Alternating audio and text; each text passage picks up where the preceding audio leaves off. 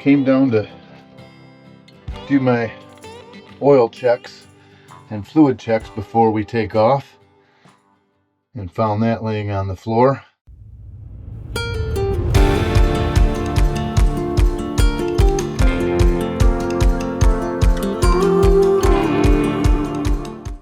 That is an alternator belt. Feels like it's off the starboard engine, so that will be a quick project this morning before we get underway. So we were getting ready to leave this morning. Bob was doing his regular maintenance checks, and the starboard alternator belt apparently broke. So here it is right here. I guess the one good thing is today was a shorter run and we still don't know where we're going, so we can adjust. But yeah. Good morning from Beaufort.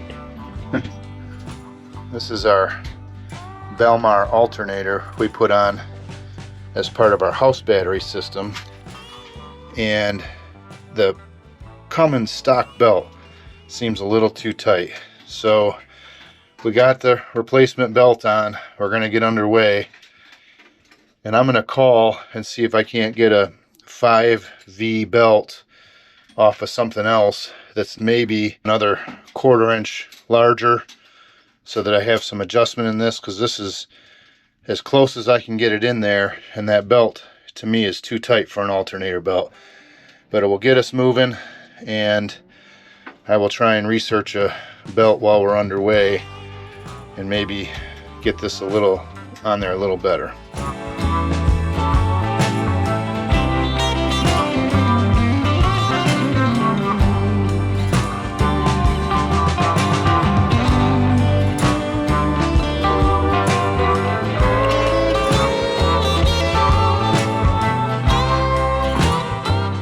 So the engines are warming up. I just went down in the engine room and checked the alternator.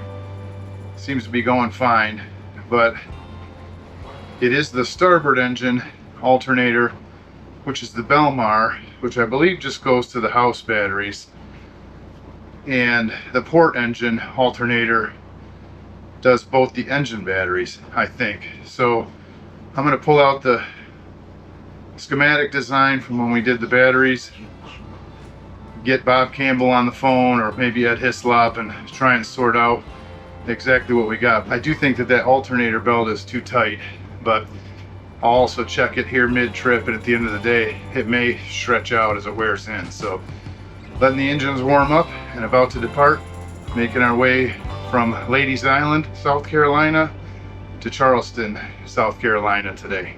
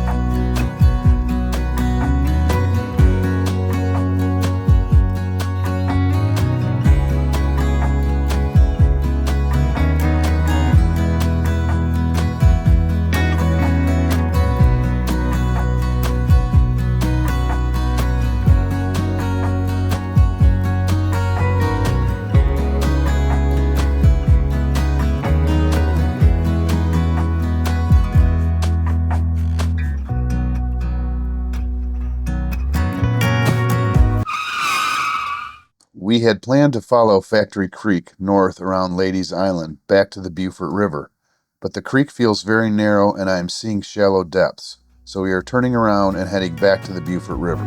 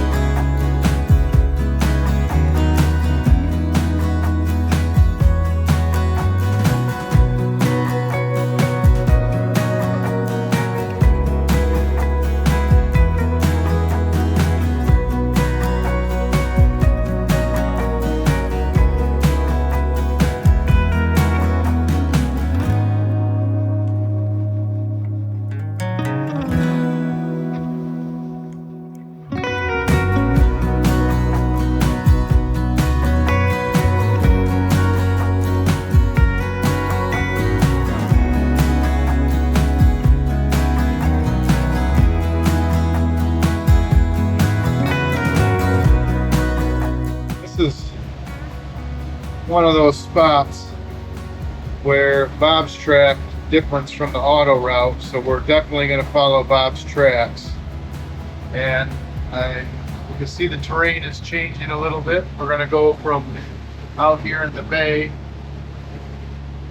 come around and go through Ash Island.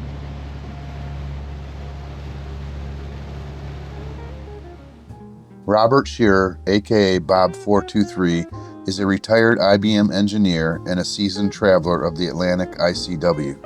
Bob and his wife Ann have made the round trip from New York to Key West on their sailboat Fleetwing several times. Fleetwing is a Beneteau 42 with a deep keel, so finding the best routes along the AICW is very important to the shearers. Bob carefully logs his routes each trip, including depth, obstruction, shoaling, construction, and more. Bob then shares his routes or tracks with the boating community as GPX files available on his Bob 423 website. The GPX files are commonly referred to as Bob's tracks. They can be added to Aquamaps or Navionics, and you can use the tracks as your standalone route, or as we have done, you can overlay Bob's tracks to the Navionics auto route and compare the two as you go. We have found that most of the time, the auto route function on Navionics is exactly the same as Bob's tracks. However, from time to time, Bob's tracks offer an alternative route. In most cases, you can trust that Bob's tracks contain the most recent data available and make your decision from there. In this case, we have decided to deviate from the Magenta auto route line and follow Bob's tracks.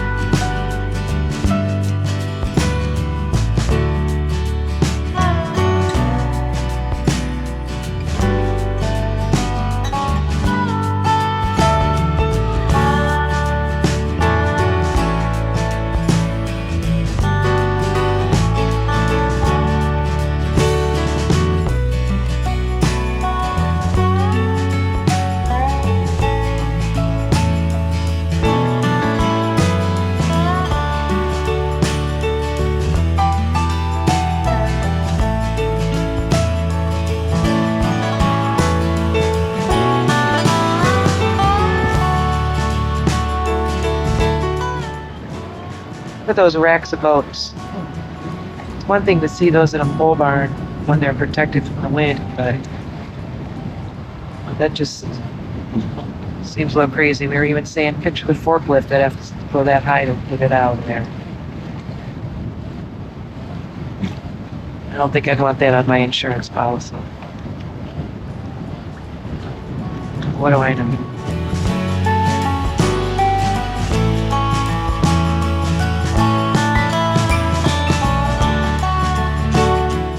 We're about 5 miles out of Charleston, and we're bumping up to about 15 knots.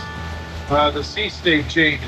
I don't know what happened, but the wind kicked up and we're going at about 1/4 on the bow. Not a big deal, but was almost like standing still if we didn't pick up the speed. So we got about 15 minutes to go until we get to our marina, and about 5 miles from Charleston. So hoping to get there by 3 o'clock or so we can top off the fuel tanks and then see what Charleston is all about.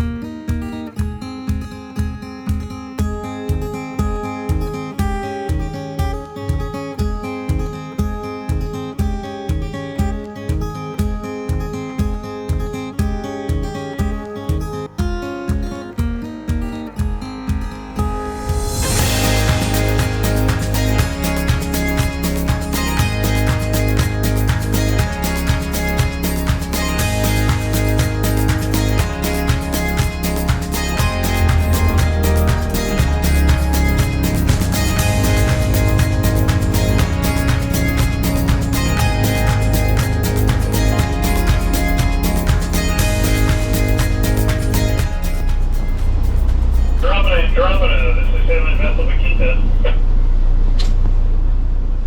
This is Andromeda. Can you let us finish this little narrow neck before you come in? Sure.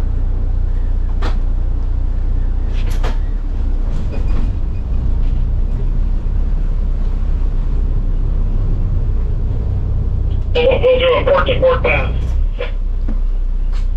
Copy.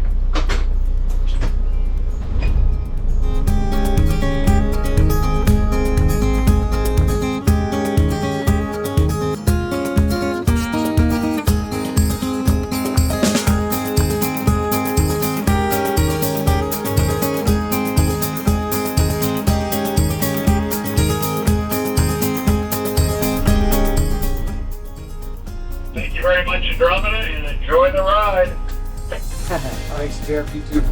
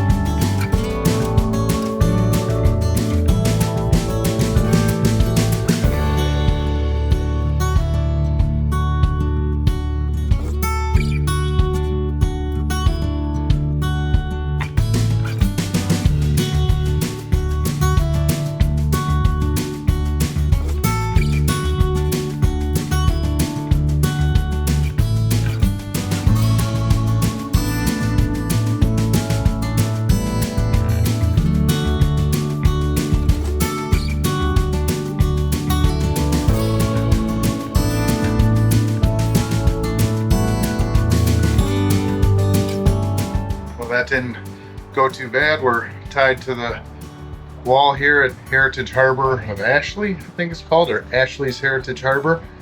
And right underneath this bridge sort of reminds us of Alton. We are getting some fuel, and since we're on the wall tonight, they're just going to walk us up to our slip. It's a little windy, so it's better than bouncing around in the wind. So not a bad day. Got about 60 or so miles, 65, maybe 70 miles behind us. And curious about this wind. It was supposed to die down, but stay here in Charleston tonight, see what we can see, and maybe connect with our friends on Take 5 that we haven't seen in a long time. So they're in the marina next door, and hopefully maybe we can go over and have a docktail with them. How's the feeling going? Good. I was just saying, gotta hope it doesn't spill all over me if it shoots up. Yeah. So I'm sitting over top of it. Yeah. We'll keep a close eye on it for you.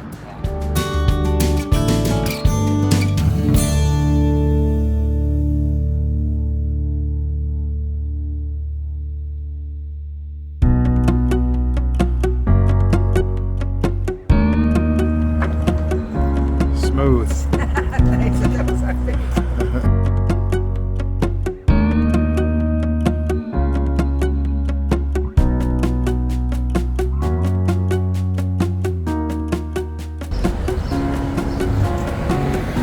What's with your hat?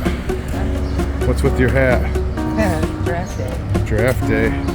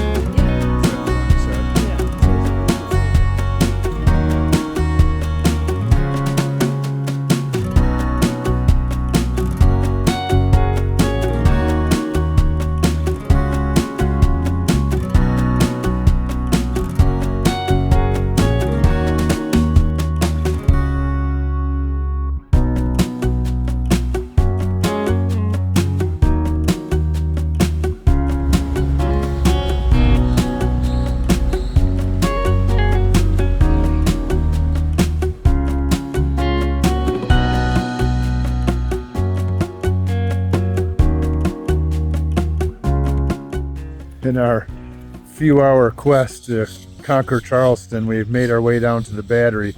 We started off on King Street, and King Street's a little bit more of the bar, college district, shopping area. Absolutely beautiful, but now we're down here at the Battery, down on the waterfront, checking out the boats, and there's a view of Fort Sumter and this beautiful garden here that we're walking through. Pretty cool.